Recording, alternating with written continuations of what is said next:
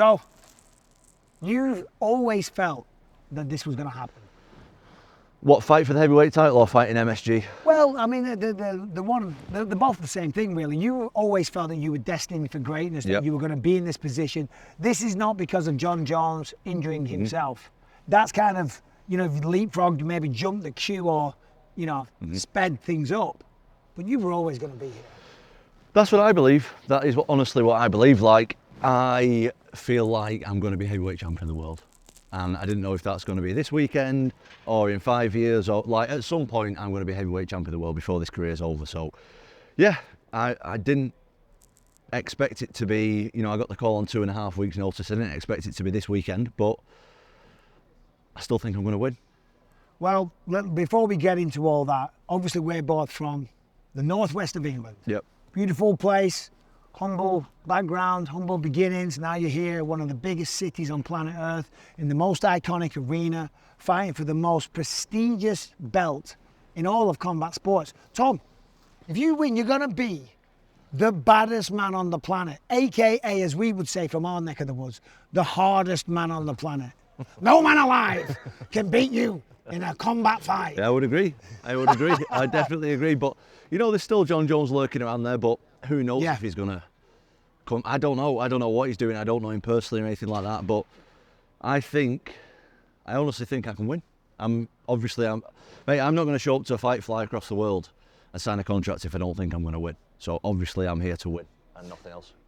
Let's go back a little bit though. Last year against Curtis Blades, right? You went out there. We all know what happened. You injured your knee. You had some time out. We've spoke at length about this, but for people that weren't privy to those conversations, tell me about some of your darkest times.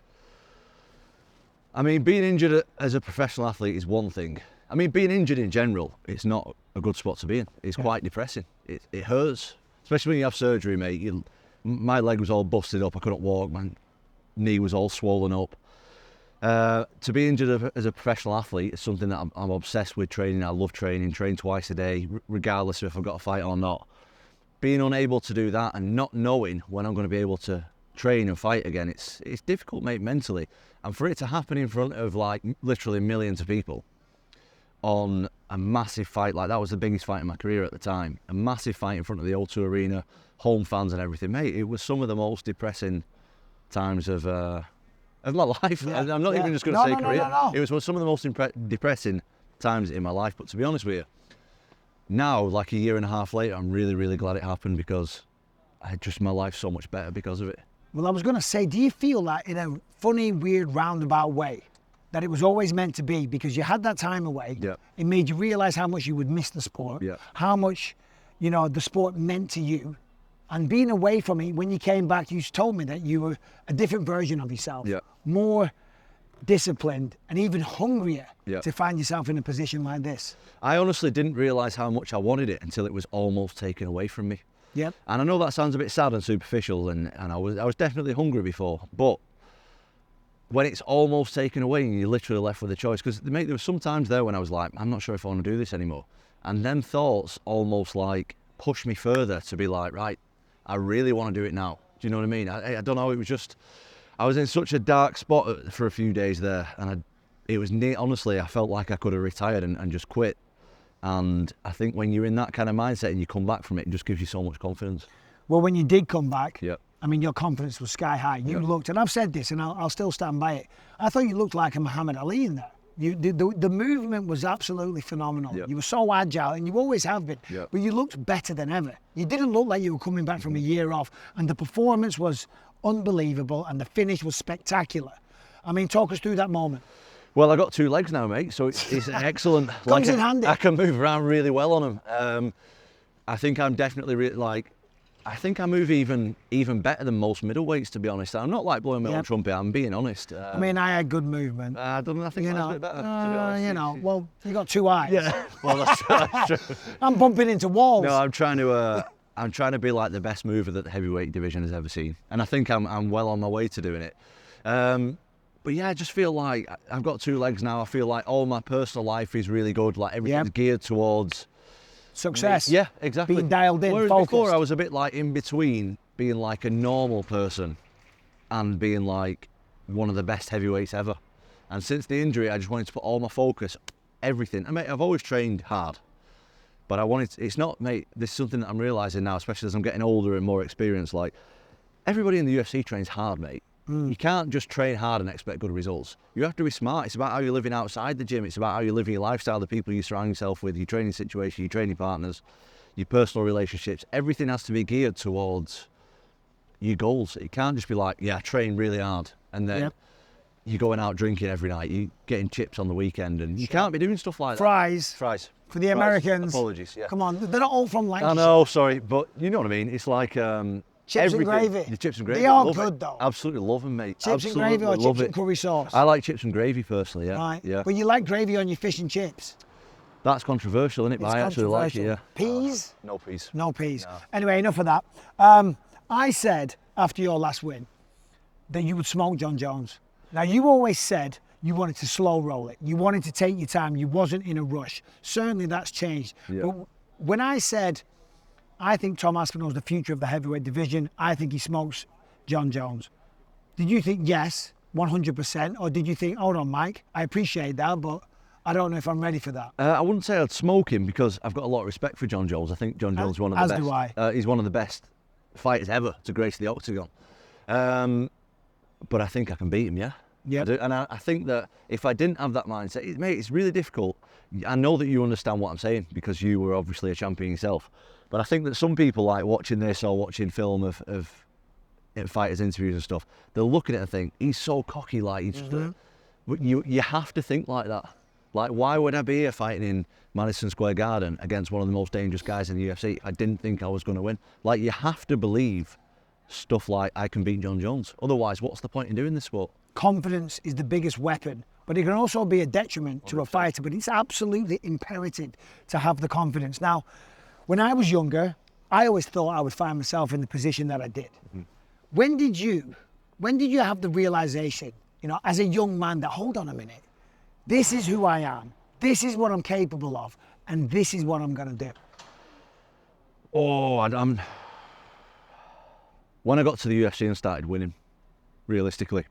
But what about as a young man? Because you're a big guy. Yeah. You used to work on doors. Yeah. You know, I know you're not a thug or anything like that. You're a very well-behaved man.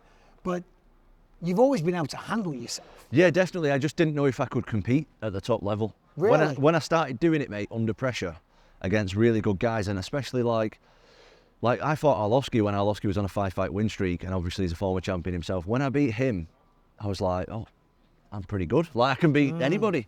And then I started beating other top guys. And yeah, I think once you get wins going and you get a bit of momentum behind you, like, it just solidifies the belief in yourself. I always thought I could do it. I didn't know until I started getting wins over guys like that. So let's talk about momentum. 6-1 in the UFC, right?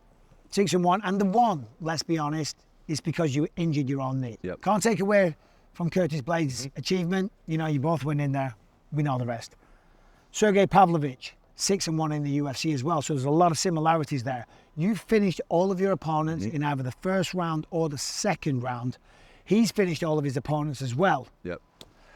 How does this fight go down? A lot of similarities there, mate, isn't there? A lot of similarities. Listen to this stat as well. I'm the guy in the UFC with the shortest fight average. He's the guy in the UFC with the second shortest fight average. Yeah. That's wild, isn't it? You're both the best finishers. Yep. You're both on 6-1 runs. Well, someone's getting finished, aren't they? That's inevitable, like, that goes without saying.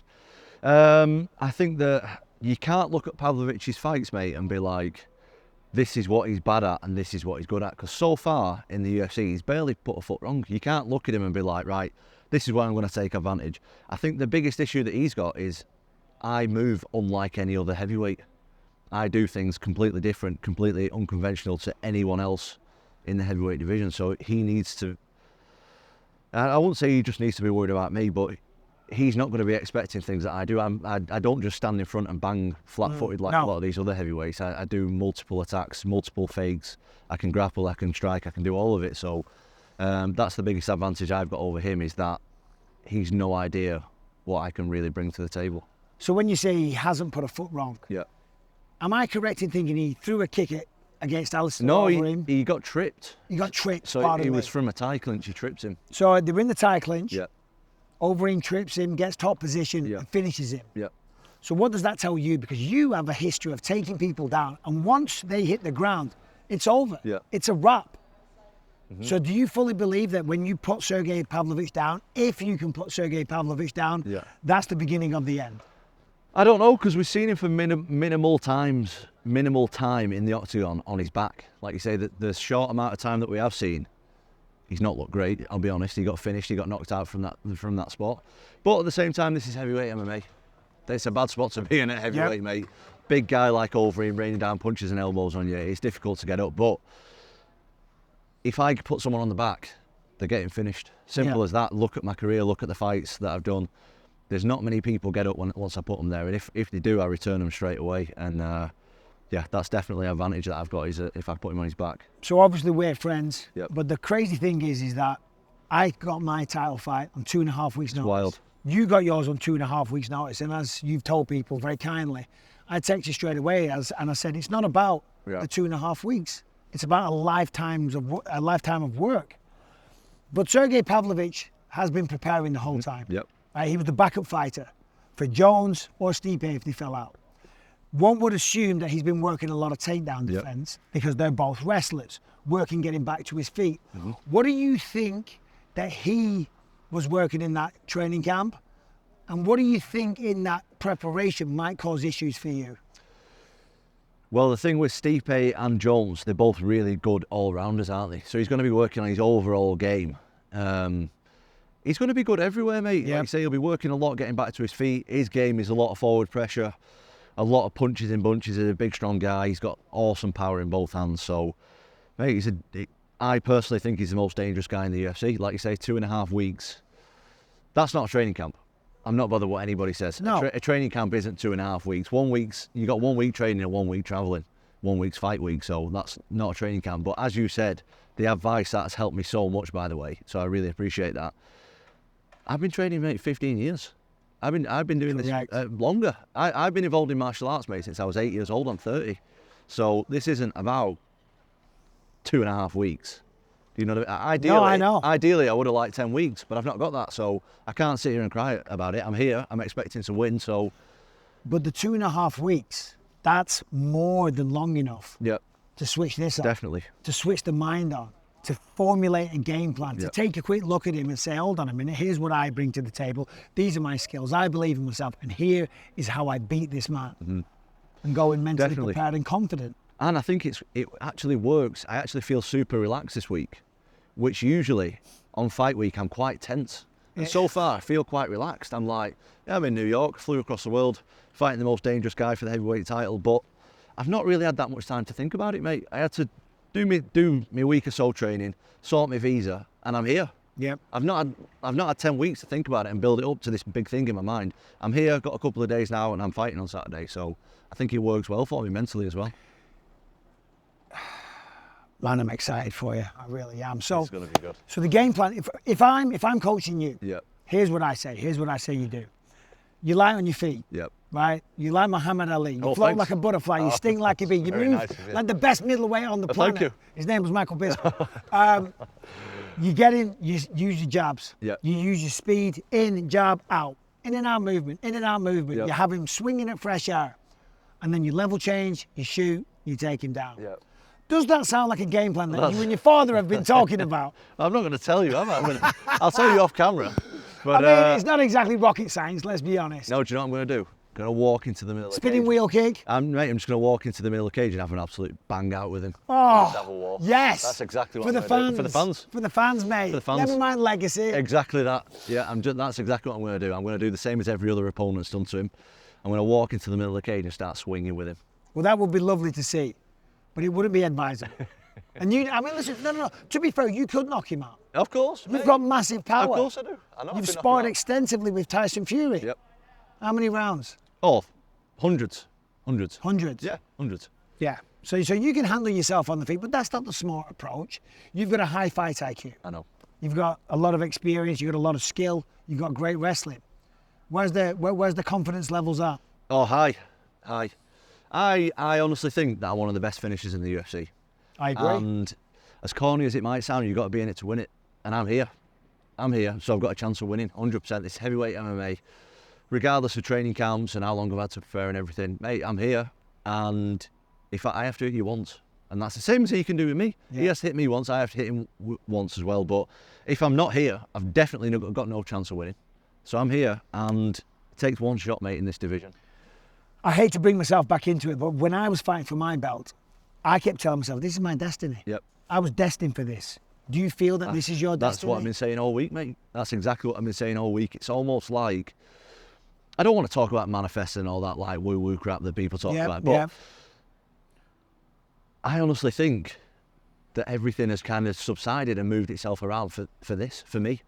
And like I say, I don't sit in front of crystals and do a load of meditating and all that stuff, but I honestly think that it is my destiny to be in there on Saturday. There's no other place anywhere on earth than I would rather be than in the octagon, in this arena on Saturday night fighting Sergei Pavlovich. I can honestly, like, hand on heart, say there's nowhere else in the world or nothing else I'd rather be doing than in there on Saturday night. You told me that you went to UFC 70 in Manchester. Yep. You went into the crowd. That was my first time fighting in the UFC in Manchester. You went into the crowd. You were watching the weigh-ins. Yep. A fighter walked out, Yep. got on the scale. You looked at him. You thought, oh, wow, this guy's amazing. I want to be this guy one day. Yeah, it wasn't you. That guy was Sergei Pavlovich. I was devastated. I thought, whoa, he's bigging me up here. When you were in the crowd that day and you looked up, could you see yourself here? Absolutely. And by the way, you've beaten Arlovsky now, as we all know. Yeah, absolutely. And it's strange, mate, because I know, like, the guys behind the camera, most of them are American. But I know that you can relate to it, being a guy from the northwest of England.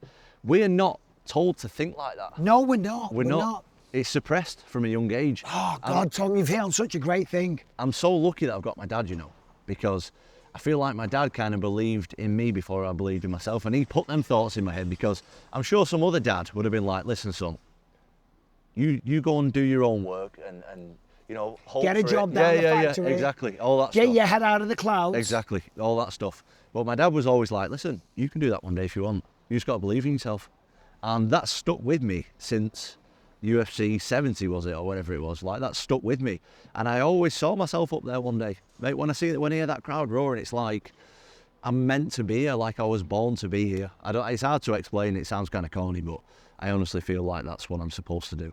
I'm so glad you said that, though, because obviously I live out in the States now. Yep. And out there, it's all about self-belief and empowerment and It's amazing. ambition. Yep. And, you know, and people do speak about their dreams. And, Yep. you know, from where we're from, people think you're out of your mind. Yep. They think you're arrogant. They think you're confident. They think you're deluded Yep. to even dare to speak these kind of words. It's like, stop, this guy's out of his mind. Go and get a job down the factory, you know, and be humble. What are you talking about? But Here you are, proving everybody wrong.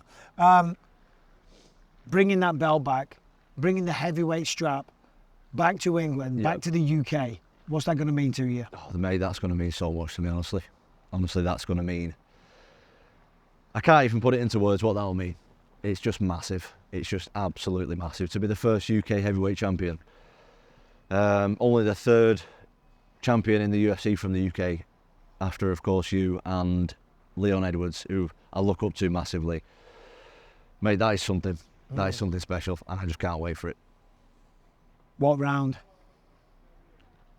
Yeah, that's a good question. You've had a habit of doing it in the first. If I can get the fight done in the first 10 seconds, I absolutely will, every single time. But I'm not looking for that. Do you know what I mean? When I don't look for a finish, that's when the finishes come. Every single time, especially my last 3 or 4 fights have been main events or the 5-rounders. So I'm pacing myself in there. I'll be pacing myself in there on Saturday as well. I reckon second or third. I think I can finish him in the second or third. But if it's a 5-rounder, I'm happy with that as well. But mate, let's not get anything twisted here. If I can finish him with the first punch, I absolutely will. You and your father, in my opinion, have one of the most beautiful relationships. Thank you, mate. That I truly agree. mean that. In all of combat sports, wherever you go, Yep. your father's there, and I know how much he's guided you, and obviously been a father and a mentor and a coach and all the rest of it. And he's been in it. He's been there every step of the way. What is rule number 1 Saturday night? What is the main thing that he's stressing to you over and over? What my dad always says to me, I think my dad is honestly like a specialist in heavyweight MMA. Honestly, like, he knows, like, at the gym now where we train, it's only really heavyweights. So he's like a specialist in heavyweight MMA. And the general rule that he has is, don't get hit, don't let him get on top of you. They're the two general rules for heavyweight. So we're sticking with that, mate. We've got to stick with that. Defense is very, very important for like his philosophy. Obviously, my dad has been there since he literally took me to my first session. He's been, honestly, you can ask all the gyms I've ever been to. I've been in gyms all around the world. My dad is literally at every session, near enough that I've ever done, from me being 8 years old to me being 30 years old. Mate, I would nowhere near be anywhere close to what I am now without him. So I'll listen to everything he says. And rightly so. And of course, in the gym, you've got lots of heavyweights these days. You're getting pushed to the absolute limit. So, but let's look forward. Let's assume Saturday night, you get the hand raised, you bring the belt back. Jon Jones. Let's assume Jones and Stipe goes down next year. Yep. Would you want to get in there ASAP, as soon as possible? Do you want Jones to win? Do you want Stipe to win? Do you have a preference? Well, I'm just a massive fan of both, to be honest. I would love to fight Jon Jones, mate. And that's absolutely no disrespect for Jon Jones. I'm such a fan. The reason I want to fight him so much is because I am such a fan. And he's one of the best ever, if not the best ever. And I want to test myself against that. Before this is all said and done, I would love to fight Jon Jones, 100%. If you could beat Jon Jones, if you beat, these are lots of ifs. Yep. But there are lots of ifs that I truly believe are possible. You beat Sergei. Yep. You beat Jones. You go on a legendary run. You go down as the greatest heavyweight champion in the history of the UFC. Have you allowed your mind to go there? Yes, plenty times. Or are you going to be the greatest UFC Yes. heavyweight champion? Yeah, I honestly think so. I honestly believe it. Again, we're going back to that deluded talk again, but I think you have to be a little bit deluded to be successful in anything. Not just MMA, in anything. You have to dream big and... Yeah, but first of all, mate, I've got a massive fight on Saturday. This guy is a seriously dangerous guy, so right now I'm not thinking about that kind of stuff, but do I think I'll be one of the best heavyweights ever? Absolutely. Why else would I be doing it? I think that's a great place to end this. Tom, I'm proud of you. Thank you, mate. I truly mean that. Thank you, mate. All the best. Thank you.